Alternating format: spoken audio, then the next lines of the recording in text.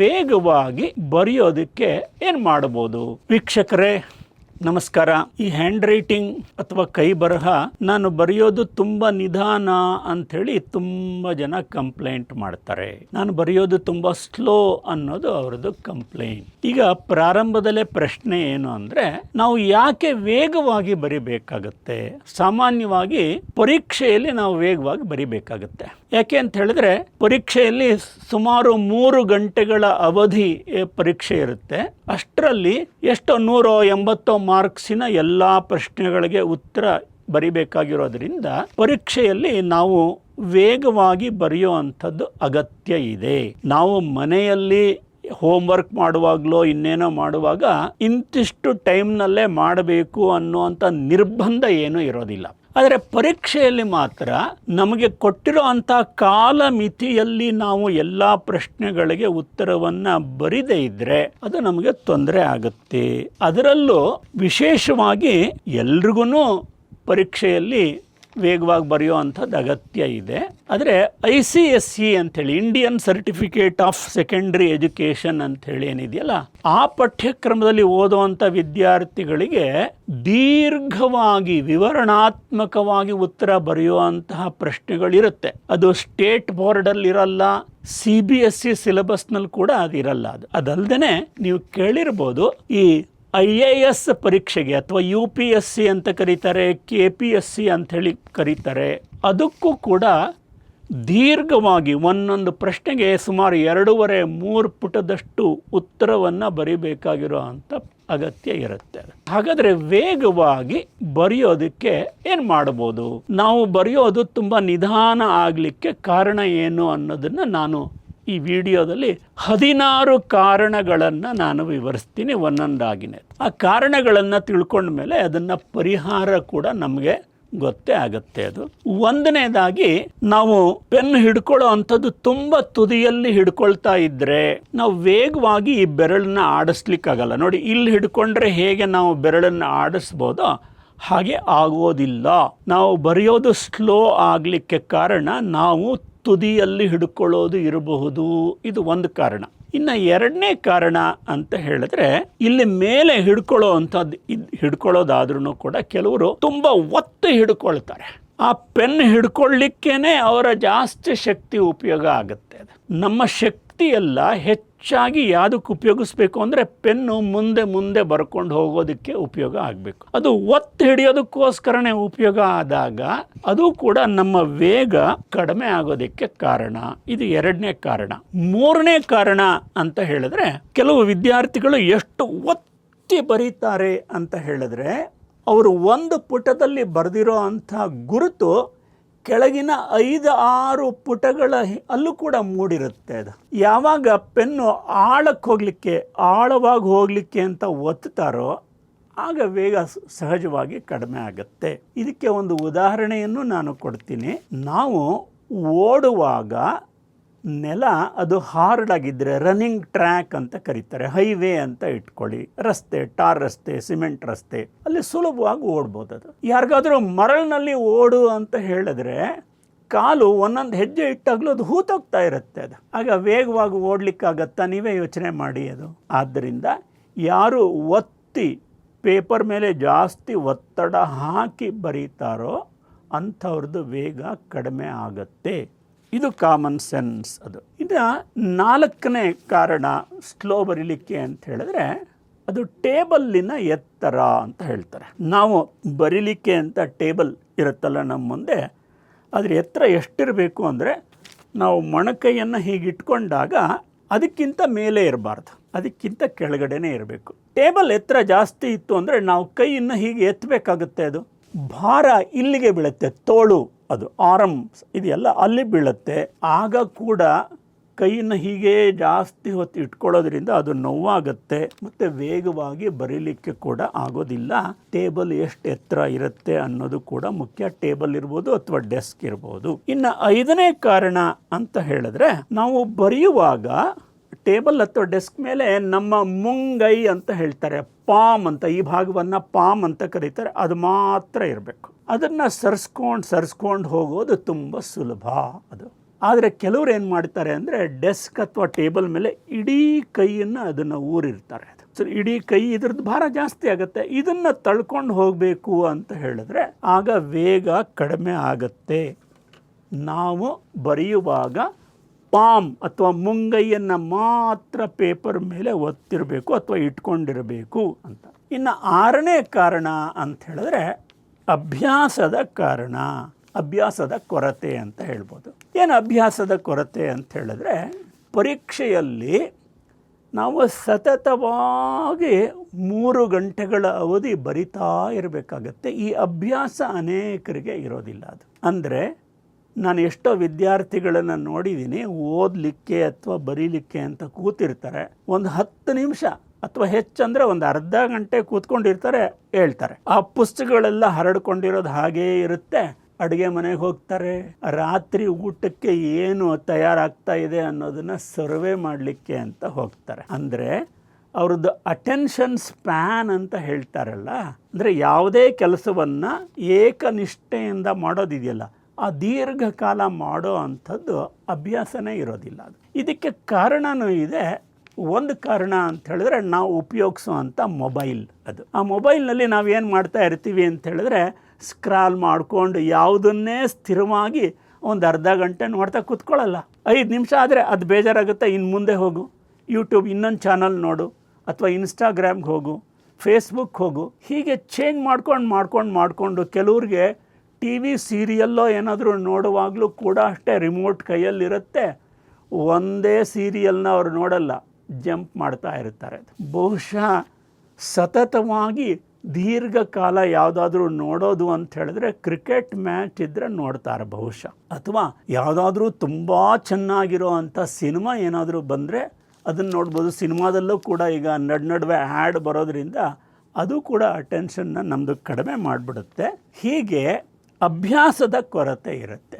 ಅಭ್ಯಾಸದ ಕೊರತೆ ಇರೋದ್ರಿಂದ ಯಾವ ಥರ ದುಷ್ಪರಿಣಾಮ ಆಗುತ್ತೆ ಅನ್ನೋದು ನನ್ನ ಅನುಭವದಿಂದ ಒಂದು ಮಾತನ್ನು ಹೇಳ್ತೀನಿ.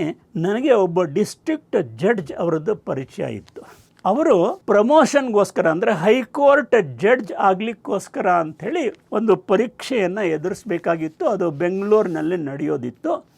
ಅವರು ದೂರದ ಒಂದು ಊರಿನಿಂದ ಅಲ್ಲಿಗೆ ಬಂದು ಆ ಪರೀಕ್ಷೆಯನ್ನು ಬರೆಯೋದಿತ್ತದು. ಅವರ ಅನುಭವವನ್ನು ನನಗೆ ಹೇಳಿದರು. ನಾನು ಅವರ ಮಗನಿಗೆ ಪರೀಕ್ಷೆ ಎದುರಿಸಲಿಕ್ಕೆ ಹೇಗೆ ಪ್ರಾಕ್ಟೀಸ್ ಬೇಕು ಅನ್ನೋದನ್ನು ವಿವರಿಸ್ತಾ ಇದ್ದೆ. ಆಗ ನಡುವೆ ಅವರು ಅದನ್ನು ಹೇಳಿದರು. ಅವ್ರೇನು ಹೇಳಿದ್ರು ಅಂತ ಹೇಳಿದ್ರೆ, ನಾನು ಡಿಸ್ಟ್ರಿಕ್ಟ್ ಜಡ್ಜ್ ಆಗಿ ಕೇವಲ ಬರಿತಾ ಇದ್ದಿದ್ದೇನು ಅಂದರೆ ಸೈನ್ ಮಾಡೋದಷ್ಟೇ. ನನಗೆ ಅದನ್ನು ಬಿಟ್ಟರೆ ಬೇರೆ ಬರೆಯೋ ಅಂಥ ಪ್ರಾಕ್ಟೀಸ್ ಏನೂ ಇರಲಿಲ್ಲ.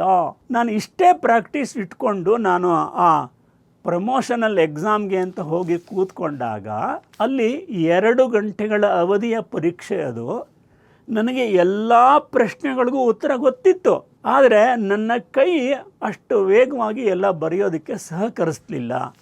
ನೀವು ಹೇಳೋ ಅಂಥದ್ದು ನಿಜ, ಅದು ಅಭ್ಯಾಸ ಬೇಕು ಅಂತ ಅವರು ಹೇಳಿದ್ರು.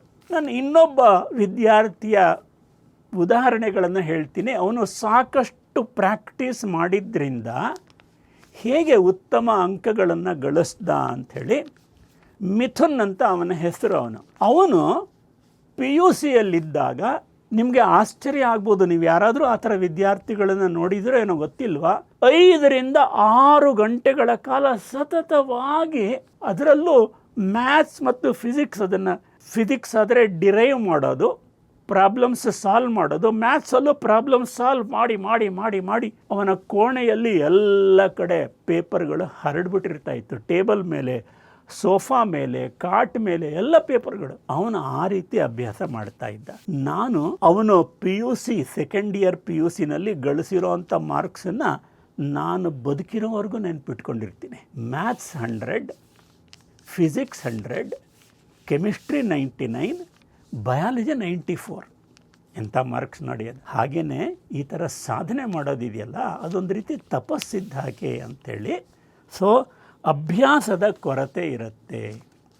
ಅದಕ್ಕೋಸ್ಕರ ಒಂದು ಉಪಾಯ ನಾವೇನು ಮಾಡ್ಬೋದು ಅಂತ ಹೇಳಿದ್ರೆ, ನಮ್ಮ ಮನೆಯಲ್ಲೇ ನಾವು ಒಂದು ಮಾದರಿ ಪ್ರಶ್ನೆ ಪತ್ರಿಕೆಯನ್ನು ತೆಗೆದುಕೊಂಡು, ಅದಕ್ಕೆ ಉತ್ತರ ಇರಬಾರ್ದು, ಕೇವಲ ಪ್ರಶ್ನೆ ಪತ್ರಿಕೆಯನ್ನು ತೆಗೆದುಕೊಂಡು ಮನೆಯಲ್ಲಿ ಬೇರೆಯವರಿಗೆ ಹೇಳಬೇಕು, ನನಗೆ ನಾನೇ ಒಂದು ಅಣಕು ಪರೀಕ್ಷೆ ಮಾಡ್ಕೊಳ್ತಾ ಇದ್ದೀನಿ, ಮಾಕ್ ಎಕ್ಸಾಮ್, ನಡುವೆ ನನಗೆ ತೊಂದರೆ ಕೊಡಬೇಡಿ ಅಂತ ಹೇಳಿ ಪರೀಕ್ಷೆಯಲ್ಲೇ ಕೂತ್ಕೊಂಡಿರೋ ಹಾಗೆ, ಪರೀಕ್ಷೆಯಲ್ಲಿ ಹೇಗೆ ಬರಿತೀವೋ ಹಾಗೆ ಅವರು ಬರೀತಾ ಹೋಗಬೇಕು. ಇದು ತುಂಬ ಅನುಕೂಲ ಆಗುತ್ತದೆ. ನಾನು ಕೆಲವು ಸರಿ ಪರೀಕ್ಷೆಯಲ್ಲಿ ನೋಡಿದ್ದೀನಿ, ಸತತವಾಗಿ ಹೀಗೆ ಬರೆಯೋದು ಅಭ್ಯಾಸ ಇಲ್ಲದೆ ಇರೋದ್ರಿಂದ ಅನೇಕರು ಪರೀಕ್ಷೆ ಪ್ರಾರಂಭ ಆದ ಅರ್ಧ ಗಂಟೆ ಸರ ಸರ ಸರ ಸರ ಬರೀತಾ ಹೋಗ್ತಾರೆ. ಆಮೇಲೆ ಕೈಗೆ ಅಭ್ಯಾಸ ಇರಲ್ವಲ್ಲ, ಕೈ ನೋವತ್ತೆ, ಅದನ್ನು ಹೀಗೆ ಮಾಡೋದು, ಟ್ವಿಸ್ಟ್ ಮಾಡೋದು, ಅಲ್ಲೇ ಯೋಗ ವ್ಯಾಯಾಮ ಮಾಡಲಿಕ್ಕೆ ಅಂತ ಪ್ರಾರಂಭ ಮಾಡ್ತಾರೆ. ಇದು ಅಭ್ಯಾಸದ ಕೊರತೆಯಿಂದ ಆಗುವಂಥದ್ದು. ಇನ್ನು 7ನೇ ಕಾರಣ ಅಂತ ಹೇಳಿದ್ರೆ ಅದು ಇಚ್ಛಾಶಕ್ತಿಯ ಕೊರತೆ ಅಂತ ಹೇಳ್ತಾರೆ. ಅವ್ರದ್ದು ವಿಲ್ ಪವರ್ ಇರಲ್ಲ ಅದು. ಹಾಗಾಗಿ ಅಂದರೆ ಅವರ ಮನೋಭಾವನೆ ಆ ರೀತಿ ಇರುತ್ತೆ. ಆ ಇಚ್ಛಾಶಕ್ತಿಯ ಕೊರತೆಯಿಂದ ಕೂಡ ನಿಧಾನ ಆಗುತ್ತೆ. ಇನ್ನು 8ನೇದು ಅಂದರೆ ಈ ಬೆರಳುಗಳಿದೆಯಲ್ಲ, ಮಾಹಿತಿಗೋಸ್ಕರ ಹೇಳ್ತೀನಿ, ಇಷ್ಟು ಭಾಗದಲ್ಲೇ 27 ಚಿಕ್ಕ ಪುಟ್ಟ ಮೂಳೆಗಳು, 27 ಜಾಯಿಂಟ್ಸ್ ಮತ್ತು 34 ಸ್ನಾಯುಗಳು, ಮಸಲ್ಸ್ ಇರುತ್ತೆ. ಅದು ನಾವು ಹೇಳಿದ ಹಾಗೆ ಆಯಾಸ ಇಲ್ಲದೆ ಬರಿತಾ ಹೋಗಬೇಕಾದ್ರೆ ಅದಕ್ಕೆ ಸ್ವಲ್ಪ ವ್ಯಾಯಾಮ ಅಗತ್ಯ ಇದೆ. ಸೊ ಈ ವ್ಯಾಯಾಮ ಯಾವಾಗ ಮಾಡೋದಿಲ್ಲ ಆಗಲೂ ಕೂಡ ಅದು ಸ್ಲೋ ಆಗೋ ಅಂಥ ಚಾನ್ಸ್ ಇರುತ್ತೆ. ಇನ್ನು 9ನೇ ಕಾರಣ ಇದು ಸ್ವಭಾವ ಅಂತ ಹೇಳ್ಬೋದು.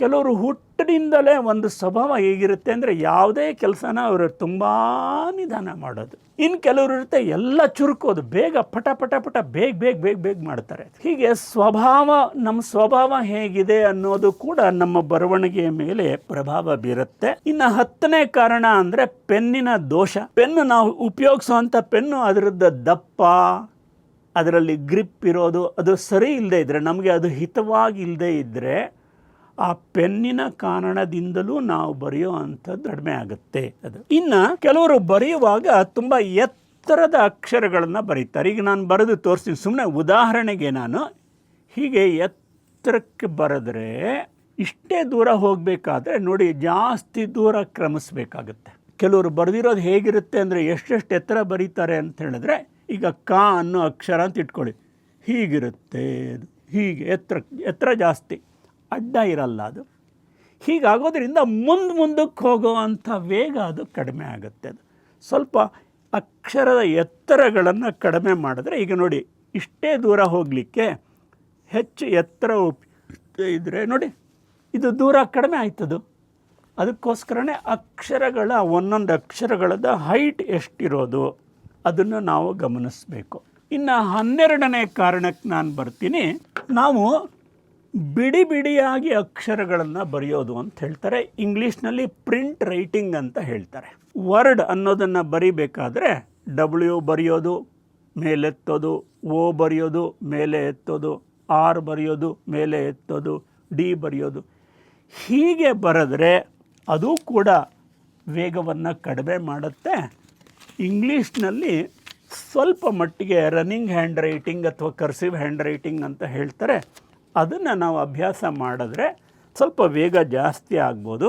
ಅದು ಇನ್ನು ಒಂದು ವಿಷಯ. ಅದು ಇನ್ನು 13ನೇ ಕಾರಣ, ನಿಮ್ಗೆಲ್ರಿಗೂ ಗೊತ್ತಿರ್ಬೋದು, ಇಂಗ್ಲೀಷನ್ನು ನಾವು ಬರೆಯೋದಕ್ಕಿಂತ ಕನ್ನಡ ಬರೆಯೋದಿದೆಯಲ್ಲ ಅದು ತುಂಬ ವೇಗ ಕಡಿಮೆ ಆಗುತ್ತೆ ಅಂತ.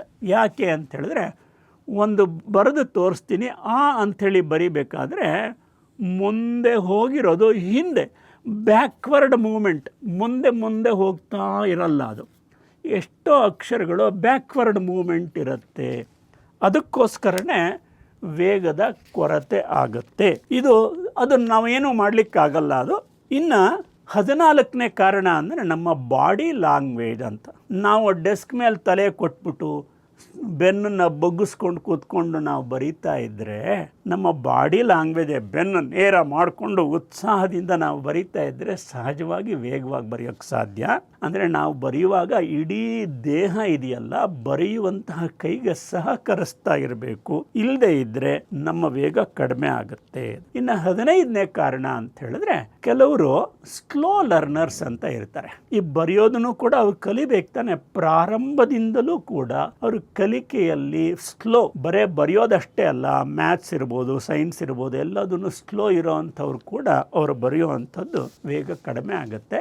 ಇನ್ನು ಕಡೆ 16ನೇ ಕಾರಣ ಅಂದರೆ ಕೆಲವರು ಅಕ್ಷರಗಳ ಸೌಂದರ್ಯಕ್ಕೆ ಅತಿ ಮಹತ್ವ ಕೊಡ್ತಾರೆ, ಅದರಿಂದನೂ ಕೂಡ ವೇಗ ಕಡಿಮೆ ಆಗುತ್ತೆ. ಹೀಗೆ 16 ಕಾರಣಗಳಿದೆ. ಇದರಲ್ಲಿ ಯಾವುದೋ ಒಂದೋ ಎರಡೋ ಕಾರಣಗಳು ನಾವು ಬರೆಯೋದಕ್ಕೆ ಸ್ಲೋ ಆಗೋದಕ್ಕೆ ಕಾರಣ ಇರ್ಬೋದು, ಅಥವಾ ಅನೇಕ ಇರ್ಬೋದು. ಯಾವುದಾದ್ರೂ ಒಂದು ಮುಖ್ಯವಾಗಿರೋ ಕಾರಣ ಇರ್ಬೋದು. ಅದನ್ನು ನಾವೇ ಗುರುತಿಸಿ ಅದನ್ನು ಪರಿಹರಿಸ್ಕೊಂಡ್ರೆ ಅನುಕೂಲ ಆಗುತ್ತೆ. ಅದಲ್ಲದೆ ನಾವು ಕೈಯಿಂದ ಸ್ವಲ್ಪ ಬರೆದು ಗೀಚಿ ಚೆನ್ನಾಗಿ ಬೆರಳುಗಳು ಮೂವ್ ಆಗೋ ಥರ ಎಕ್ಸರ್ಸೈಸ್ ಮಾಡಬೇಕು. ಕೈಗೂ ಕೂಡ ಸ್ವಲ್ಪ ವ್ಯಾಯಾಮ ಆಗಾಗಲೇ ಮಾಡ್ತಾ ಇರಬೇಕು, ಅಭ್ಯಾಸ ಮಾಡಬೇಕು. ಹೀಗೆ ಮಾಡಿದ್ರೆ ನಾವು ವೇಗವನ್ನು ಹೆಚ್ಚಿಸ್ಕೊಳ್ಬಹುದು. ಕಡೆಯದಾಗಿ ನಿಮ್ಮ ಮಾಹಿತಿಗೋಸ್ಕರ ನಾನು ಹೇಳ್ತೀನಿ, ಎಷ್ಟೋ ಜನ IAS ಪರೀಕ್ಷೆಯನ್ನು ತಗೊಂಡಿರೋವಂಥ ವಿದ್ಯಾರ್ಥಿಗಳು 3 ಗಂಟೆಗಳ ಅವಧಿಯಲ್ಲಿ 30 ಪುಟಗಳ ಬರಿತಾ ಇದ್ದವರು ನನ್ನ ಸಲಹೆಯನ್ನು ಕೇಳಿ 50 ಪುಟ ಬರೆಯೋ ಥರ ಆದರು. ಆದ್ದರಿಂದ ನಾನು ಹೇಳಿರೋ ಅಂಥ ವಿಷಯಗಳನ್ನು ನೀವು ಅನುಸರಿಸಿದ್ರೆ ನೀವು ವೇಗವಾಗಿ ಬರೆಯೋದಕ್ಕೆ ಸಾಧ್ಯ ಆಗ್ಬೋದು ಅಂತ ನನಗನ್ಸುತ್ತೆ. ನಿಮ್ಮ ಯಾರಿಗಾದರೂ ಈ ಸಮಸ್ಯೆ ಇದ್ದರೆ ಬರೆಯೋದು ವೇಗ ಕಡಿಮೆ ಆಗುತ್ತೆ ಅಂತ ಈ ಸಲಹೆಯಿಂದ ನಿಮಗೆ ಸಹಾಯ ಆಗ್ಬೋದು ಅಂತ ಭಾವಿಸಿದ್ದೀನಿ. ನಮಸ್ಕಾರ.